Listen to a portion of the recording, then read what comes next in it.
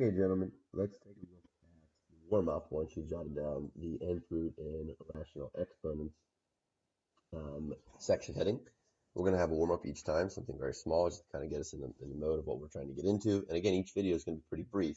So about a third of the first video is going to be the warm-up. So this, again, this isn't too bad at all. So take a second when it comes to warm-up, jot all of this down, give it a shot, and then once you try everything, we'll come back and look at it in a second.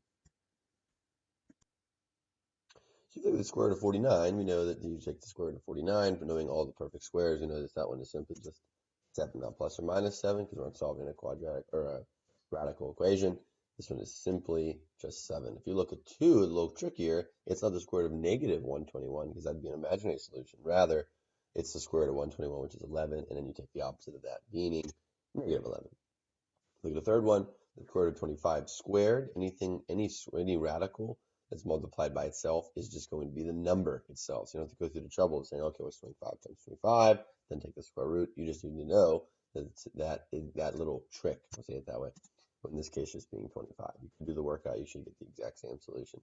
Looking at 4 and 5, a little bit more detail there in terms of the workload. If you look at the first one, take the square root of both sides.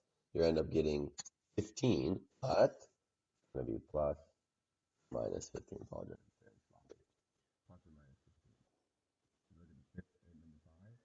Look, it's dealt with in the same manner as we did before. In other words, you're going to take the square root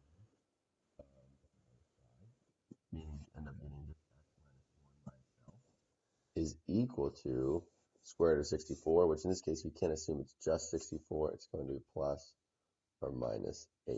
Well, if it's plus or minus 8, you end up adding 1 to one side, or adding 1 to negative 8, or adding 1 to positive 8, so it's going to be negative 7 or 9. Awesome. So let's take a look at the first part of these notes here. So the first thing we want to look at is recall something we had talked about in the past, specifically this piece right here, this little index. Talk about what that's all about. But take a second, jot down the cube root of the cube root of 27. So it's a little different than saying the square root. You could say something to the fourth root, to the fifth root, the sixth root.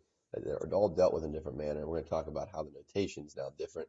Rather than having that written in this manner or only knowing what this means itself, we're going to talk about what it looks like as in just an exponent, because there's actually the same as the notation that's for that. So again, the radical symbol is important. We know what that's all about. We know that it's goofy looking, so it makes it seem to be more radical than anything else. The radicand is the value that's inside, and the radical itself is the entire thing. But again, the index is important because the index we work with generally was just 2. But now we're working at 2 and 3, 4, 5, and this list goes on and on and on. You don't have to write this little piece here. I'm just adding to it. The index can keep going. But if we look a little bit now, we want to say that something written in this manner, the cube root of 27, is the same as saying 27 to the 1/3 power, which is a little strange to write. But we're going to deal with how this 1 plays a role right here, and this 3 plays a role right there. Okay, I got to get a little bit of an eraser there. I had to take a minute to pause there to erase what I had there because you couldn't see what the next part of this was. So if you look at the notes, we're now saying that the nth root of some radical, or some radicand a being the case, is the same as saying a to the 1 over n. So if we're looking at a, excuse me, a to the first power, which is what this 1 really means, that n is the root that we're dealing with. So we'll see an example and what that looks like in an example. But big thing to note is that is when n is greater than 1.